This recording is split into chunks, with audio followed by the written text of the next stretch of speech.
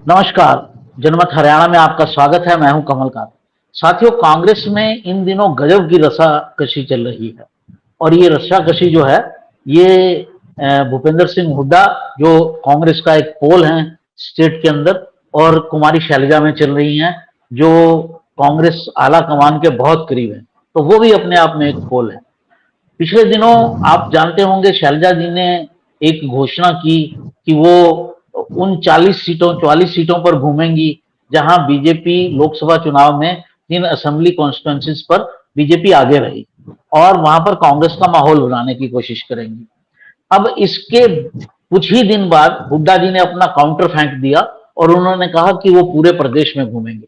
इसकी घोषणा उन्होंने चंडीगढ़ में कल की थी, आपको याद ही होगा।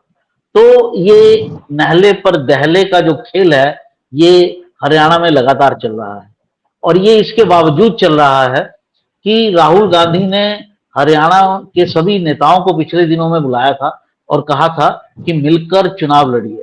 तो मिलजुल कर वाली तो कोई बात हुई नहीं, जो मैंने आपको एक इंसिडेंट बताया।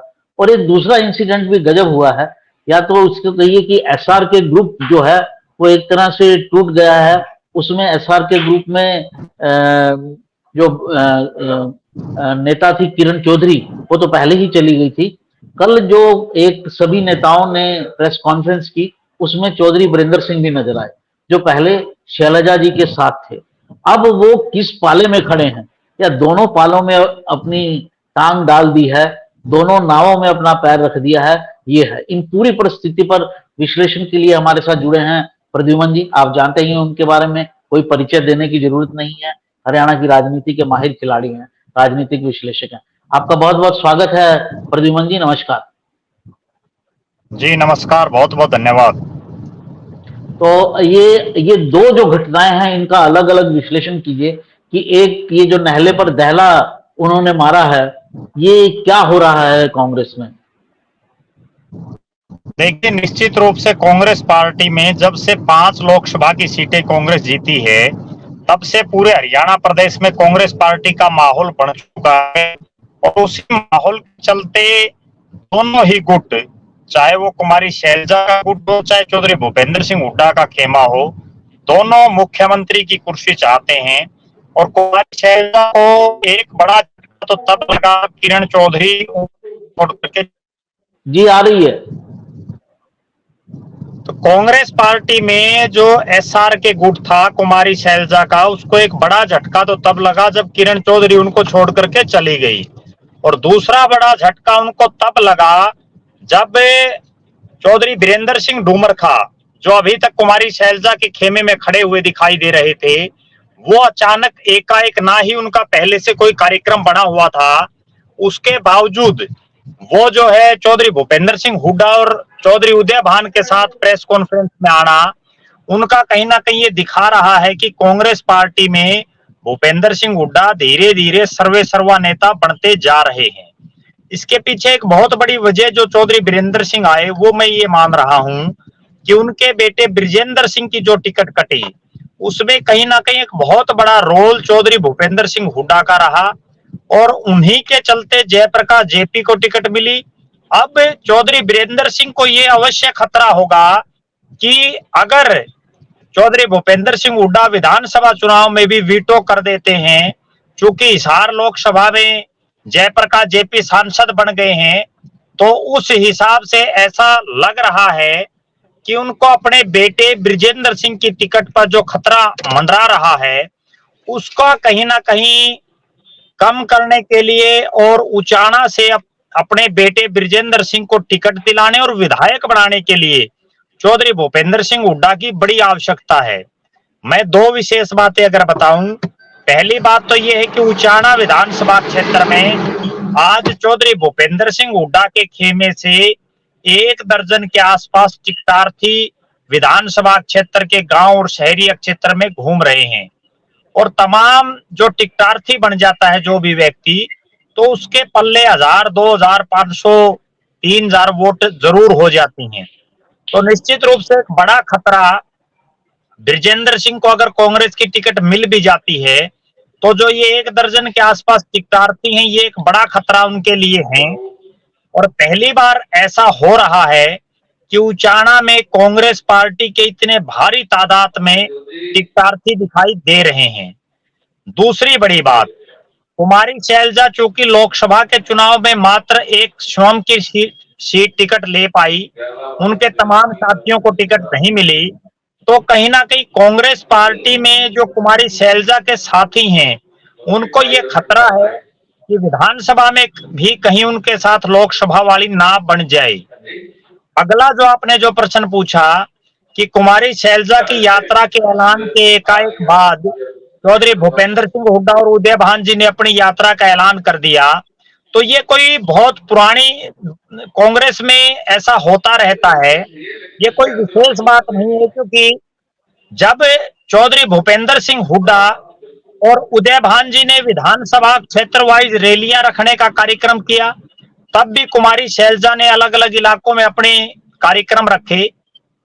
एक बार रथ यात्रा के माध्यम से कुमारी शैलजा, किरण चौधरी और रणदीप सिंह सुरजेवाला लोकसभा चुनाव से पहले हरियाणा प्रदेश में घूमे थे, और अब चूंकि उन्होंने जो शहरी क्षेत्र हैं जहां कांग्रेस पार्टी मजबूत नहीं है, बीजेपी का अच्छा वर्चस्व है, तो उन इलाकों में जो अपनी यात्रा करने का फैसला किया है, और उसके बाद भूपेंद्र सिंह हुड्डा ने दूसरी तरफ अपनी यात्रा का ऐलान कर दिया, ये दर्शा रहा है कि राहुल गांधी की नसीहत के बावजूद हरियाणा में कांग्रेस पार्टी एकजुट नहीं है, और हरियाणा में कांग्रेस पार्टी एकजुट ना होने की वजह से आने वाले विधानसभा चुनाव में हो सकता है उनको बड़ा खामियाजा इसका भुगतना पड़ जाए।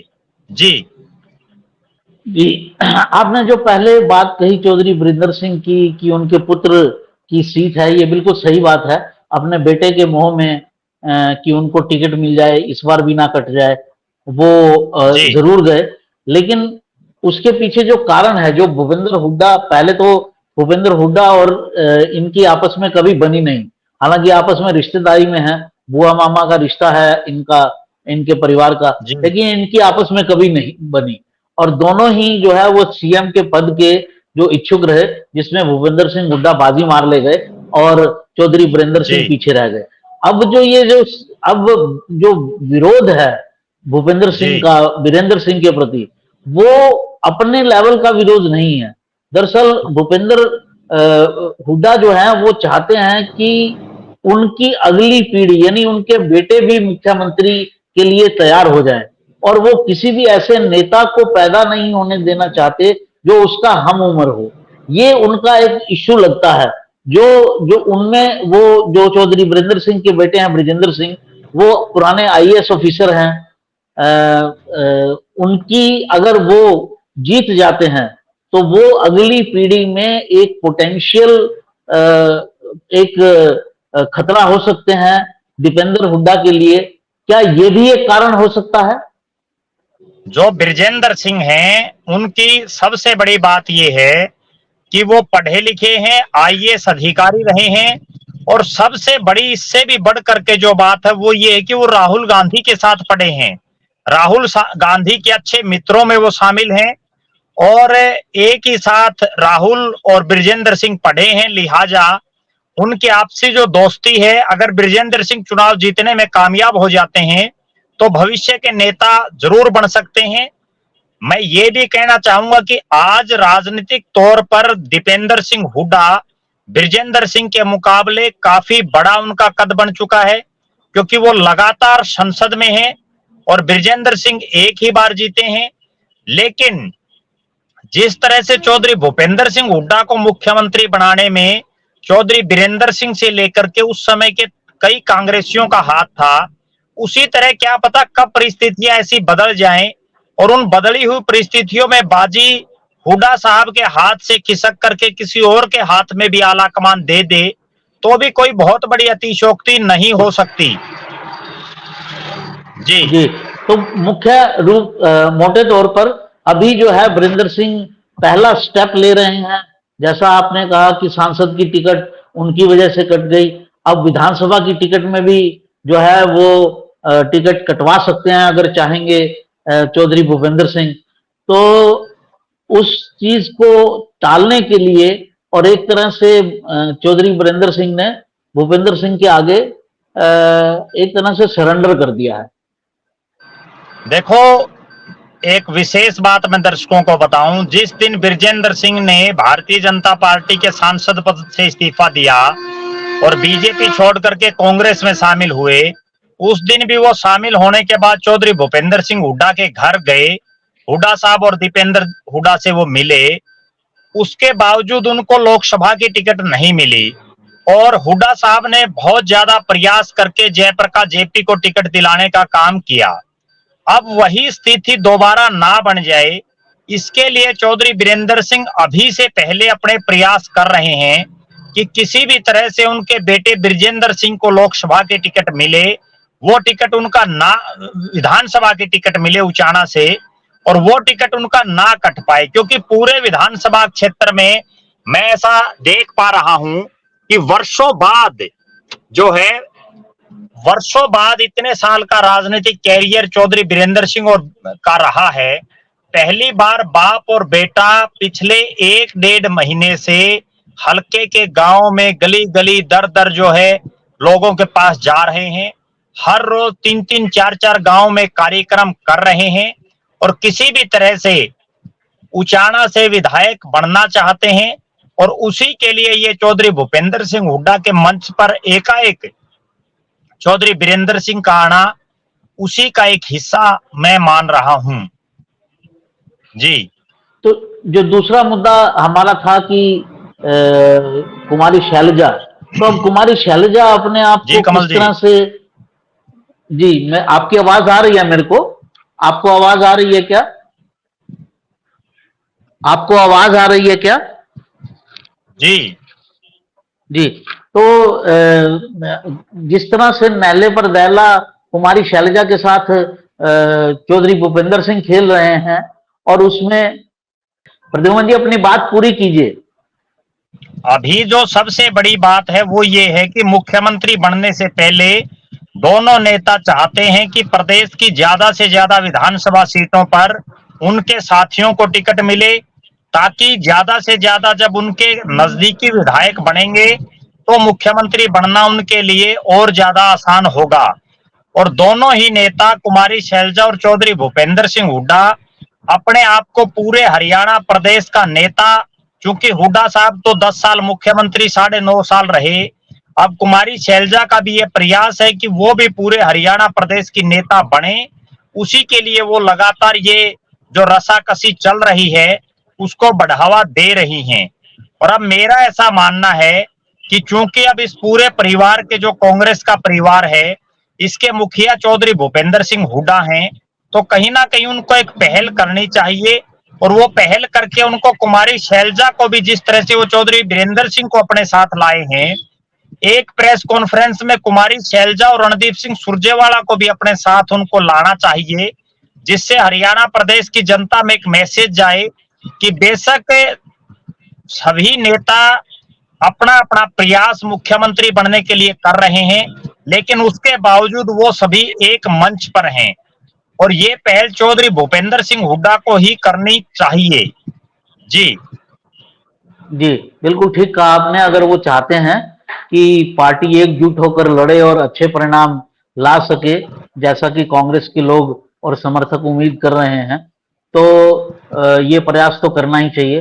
बार बार आपसे संपर्क टूट रहा है, तो इस बातचीत को यहीं समाप्त करते हैं, फिर किसी मुद्दे पर जुड़ेंगे। तो साथियों, आपने देखा कि किस तरह से ये दो घटनाएं पिछले दिनों कांग्रेस में हुई, बीरेंद्र सिंह का हुड्डा के आगे एक तरह से समर्पण कर देना या उनको अपना नेता स्वीकार कर लेना, जो वो पहले नहीं करते थे, और दूसरा जो है शैलजा जी के जो कोशिश थी कि वो भी पूरे प्रदेश की 40 सीटें, एटलीस्ट 40-45 सीटों पर दौरा करेंगी और अपने नेतृत्व को प्रभावी बनाएंगी, उसे एक तरह से मात देने की कोशिश भूपेंद्र सिंह हुड्डा जी के द्वारा करना, ये दो घटनाएं हुई हैं। और ये सब जो प्रयास हो रहे हैं, ये राहुल जी के कहने के बावजूद हो रहे हैं, ये जो थोड़ी रस्साकसी चल रही है। इस अंक में इतना ही। प्रद्युमन जी, आपका बहुत बहुत धन्यवाद, आप हमारे साथ जुड़े और पूरी स्थिति पर विश्लेषण किया। नमस्कार। धन्यवाद, नमस्कार। हरियाणा की हर राजनीतिक खबर के विश्लेषण के लिए हमारे चैनल जनमत हरियाणा को लाइक, शेयर और सब्सक्राइब करना ना भूलें। साथ ही बेल आइकन को भी प्रेस कर लें ताकि हर वीडियो की अपडेट आप तक पहुंचती रहे।